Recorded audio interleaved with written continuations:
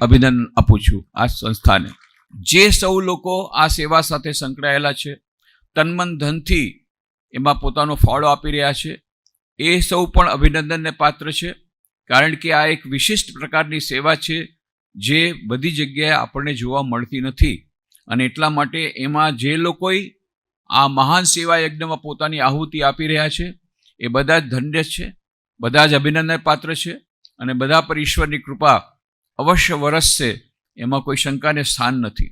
અત્યાર સુધી આપણે કહેતા હતા કે મંદિર, મસ્જિદ, ગિરજાઘરમાં ઈશ્વર છે, એની આપણે પૂજા કરવાની છે. પણ સ્વામી વિવેકાનંદે એક નવો કોન્સેપ્ટ આપ્યો કે દરેક મનુષ્યની અંદર ઈશ્વર રહેલા છે, એની પહેલા સેવા કરો. આપણે કેવા મૂર્ખ છીએ, ગંગા કિનારે કૂવો ખોદી રહ્યા છીએ, આવડી મોટી નદી છે અને આપણે એની પાસે કૂવો ખોદી રહ્યા છીએ. આ મનુષ્યમાં તો ઈશ્વર પોતે અવસ્થિત છે.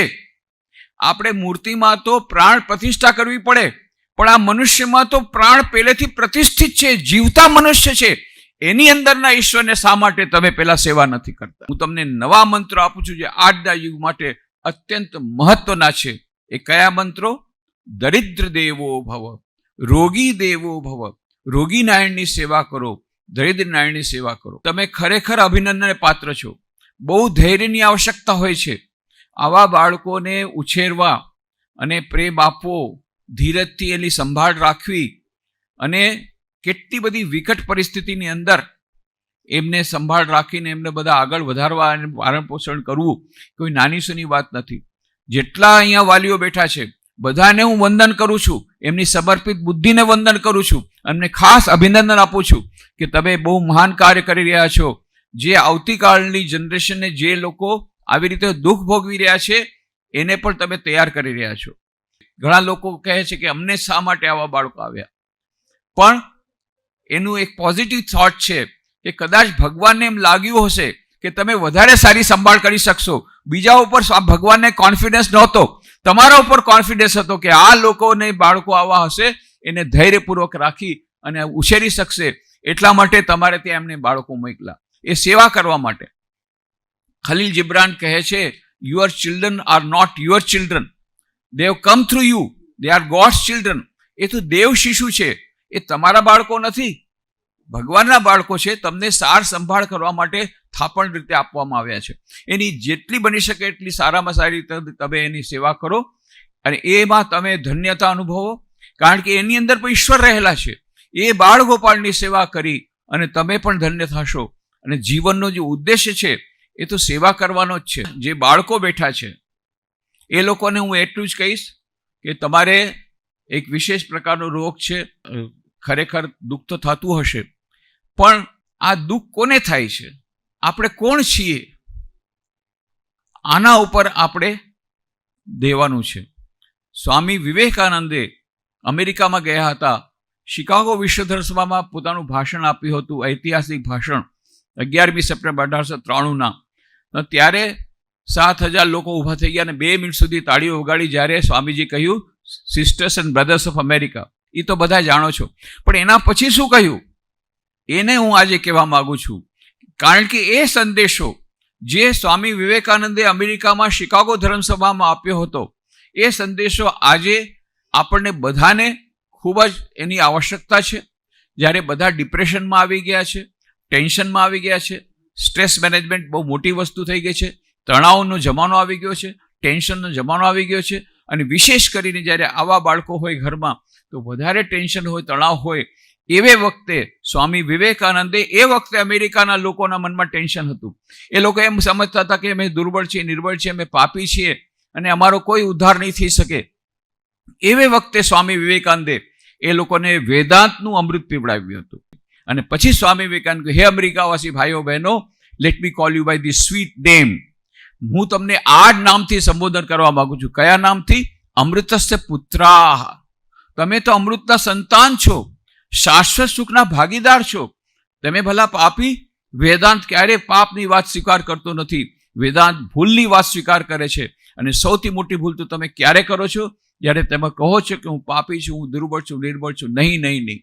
તો તમે કોણ છો? તમે એ અજર અમર આત્મા છો જેમાં અનંત શક્તિ રહેલી છે. સચ્ચિદાનંદ સ્વરૂપ એ તમારું સાચું સ્વરૂપ છે. તમે પોતાની અંદરની જે દુર્બળતાને નિર્બળતાને દૂર હટાવી દો. ઓ સિંહો, આ મિથ્યા ભ્રમને છટકીને ફેંકી દો. આ મિથ્યા ભ્રમને ખંખીને ફેંકી દો કે તમે ઘેટા છો. તમે ઘેટા નથી, તમે સિંહ છો. તમે અજારામાં આત્મા છો. તમારામાં દરેક આત્માની અનંત શક્તિ રહેલી છે. અને પછી સ્વામી વિવેકાનંદ એ ત્યાં અમેરિકામાં જે વાર્તા કહેતા, એ જ વાર્તા હું અહીંયા બાળકોને કહીશ.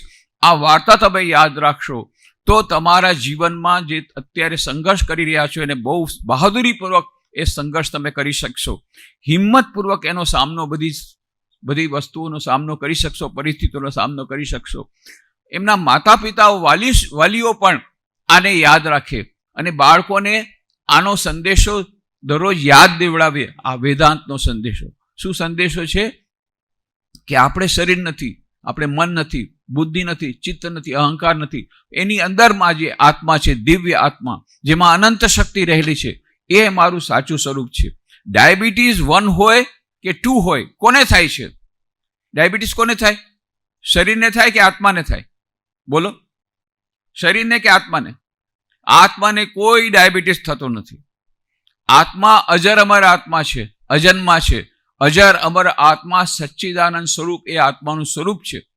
જે કંઈ થાય છે બહારમાં, જે અમારું શરીર છે એને થાય છે. મરે છે કોણ? અમારું શરીર. આત્મા ક્યારે મરતો નથી. અને આ ઉપનિષદનો સંદેશો ગીતામાં પણ આપ્યો છે કે દરેકના મનુષ્યની અંદર જે દિવ્ય આત્મા છે એનો ક્યારેય નાશ થતો નથી. શરીરનો નાશ થાય છે અને શરીરનો આજ ન અથવા કાલે તો નાશ થશે જ, પણ આત્માનો ક્યારે નાશ થતો નથી. આ પેલી વાર્તા દ્વારા સ્વામી વિવેકાનંદ બહુ સુંદર સમજાવ્યું.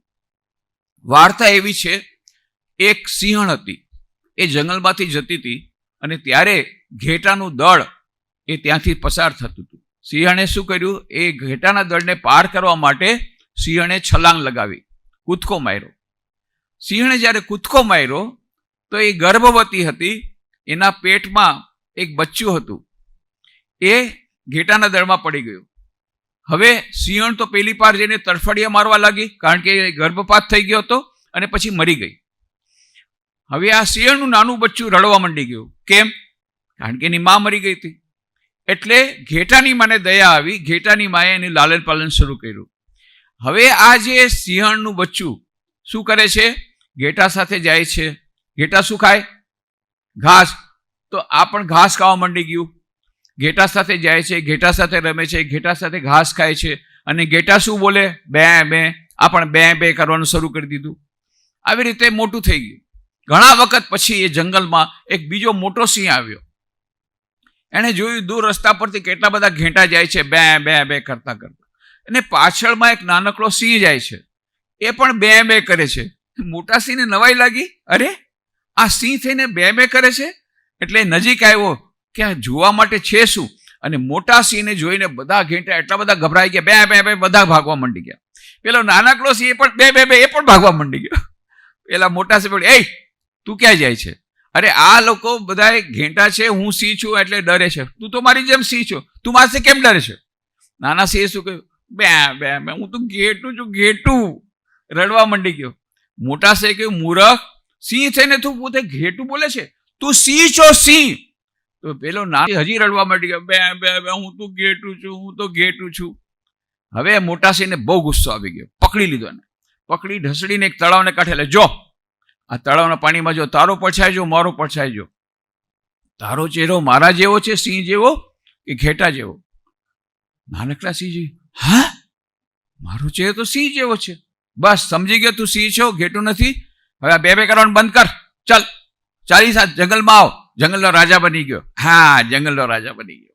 સ્વામી વિવેકાનંદ આ વાર્તા સાંભળી કહેતો, જુઓ આ નાનકડો સિંહ તો પહેલેથી સિંહ હતો ને, કે નવો બન્યો? પહેલેથી હતો. તો શા માટે બે બે કરતો હતો? ભૂલી ગયો હતો કે હું સિંહ છું.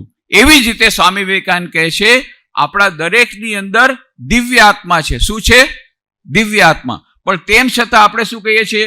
હું તો દુર્બળ છું, હું તો નિર્બળ છું, હું તો પાપી છું, મારે અંદર તો જુવેનાઇલ થયા, હું તો જુવેનાઇલ બાળક છું, મને ડાયાબિટીસ 1 થઈ ગયું છે, મારું તો બહુ દુઃખ થાય છે, મારા શરીરમાં આટલું બધું છે, આટલું બધું દુઃખ છે, મને રોજ ઇન્જેક્શન લેવા પડે છે, હું તો દુર્બળ છું, નિર્બળ છું. બે બે બે આજથી બે કરવાનું બંધ. કેમ? કારણ કે તમે શરીર છો કે આત્મા છો? આત્મા.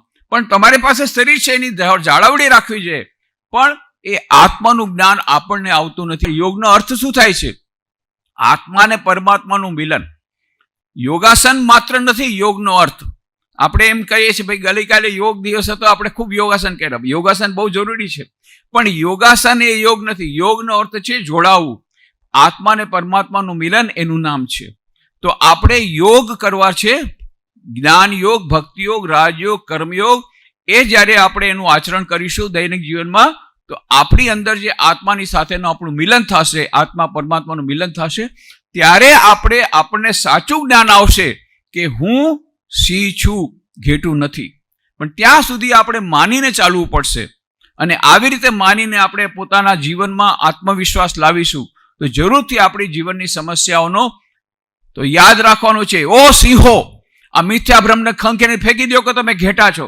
તમે ઘેટા નથી, તમે સિંહ છો, તમે જરા આત્મા છો. તમારામાં દરેકમાં આત્માની અનંત શક્તિ છે. તમે તમારા શરીરને ભલે ડાયાબિટીસ થઈ ગયો હોય 1, પણ તમારે આત્મા એ તો સચ્ચિદાનંદ સ્વરૂપ છે, અને તમારું એ સાચું સ્વરૂપ છે. અને એ ત્યારે સાચું સ્વરૂપ ક્યારે પ્રકટ થશે? જ્યારે તમે દરરોજ થોડું થોડું ધ્યાન કરશો, થોડી પ્રાર્થના કરશો, સેવા કરશો. ધીરે ધીરે ધીરે એ 4 યુગોના સમન્વયથી એ આત્મજ્ઞાન આવશે. એને આપણે યાદ રાખવાની, આ વાર્તા યાદ રાખવાની, યાદ રાખવાનું મારી અંદર આત્માની અનંત શક્તિ છે, અને એ શક્તિ દ્વારા આપણે બધી જાતની સમસ્યાઓનો સામનો અવશ્ય હિંમતભર કરી શકીશું. એવી ટ્રેનિંગ વાલીઓએ બાળકોને દેવી પડે. વાલીઓએ બાળકોને આત્મવિશ્વાસથી ભરી દેવા પડે, અને એના માટે એ લોકો થોડા પુસ્તકો સારા વાંચે પણ જરૂરી છે. આજે અહીંયા બહુ મહાન એક સેવા કાર્ય થઈ રહ્યું છે જુવેનાઇલ ડાયાબિટીસ ફાઉન્ડેશન દ્વારા, રામકૃષ્ણ આશ્રમ રાજકોટ દ્વારા ફૂલની પાંખડી રૂપે જે નવી રિસર્ચ ઇન્સ્ટિટ્યૂટ થવાની છે, એમાં એક ગ્રંથાલયનું પ્રારંભ કરવા માટે અમે ફૂલની પાંખડી રૂપે ગ્રંથાલય માટે ઘણા બધા પુસ્તકો આપીશું. એ અમે રામકૃષ્ણ આશ્રમ રાજકોટથી નાનકડું અમારી એક ફૂલની પાંખડી, અને જેટલા 2100 બાળકો છે એ બધાને સ્વામી વિવેકાનંદના પુસ્તકોની ભેટ આપશું. એ પુસ્તકનું નામ જ છે શક્તિદાયી વિચાર. એટમ બોમ્બ જેવું નાનકડું પુસ્તક છે. એનું પહેલું જ વાક્ય છે, ઓ સિંહો, આ મિથ્યા ભ્રમને ખંખીને ફેંકી દો કે તમે ઘેટા છો. નાનકડું પુસ્તક છે, પણ એટમ બોમ્બ જેવું. એટમ બોમ્બ નાનકડું હોય પણ બહુ પાવરફુલ છે. પુસ્તકનું નામ જ છે શક્તિદાયી વિચાર. આ શક્તિદાયી વિચાર પુસ્તક દરેક 2100 વિદ્યાર્થીઓને અમે આપશું, અને ગ્રંથાલય માટેના ઘણા પુસ્તકો આપીશું. અમે બાકી બધું ન કરી શકીએ તો એ લોકોને મેન્ટલ સ્ટ્રેન્થ જે આવશ્યક છે, માનસિક શાંતિ અને માનસિક શક્તિ, એના માટેનો અમે પ્રયત્ન કરીશું. અમે તમારી સાથે છીએ. તમે મહાન સેવા કાર્ય કરી રહ્યા છો. આગળ બેગો, આગે બળો. સ્વામી વિવેકાનંદનો સંદેશો હતો, ઉઠો, જાગો અને ધ્યેય પ્રાપ્તિ સુધી મંડ્યા રહો. ત્યાં સુધી આગળ વધતા રહો. તમે તમારા સેવા કાર્યમાં આગળ વધતા રહો. એવી એમના બધા જેટલા ટ્રસ્ટીસીઓને ખૂબ એ પ્રકારની આખી એ પ્રેરણાદાયી વાતો કરીને આપ સૌની અંદર રહેલી જે દિવ્ય ચેતના વિરાજમાન છે એને પ્રણામ કરી, વંદન કરી મારી વાણીને વિરામ આપું છું. હરિઓમ તત્સત.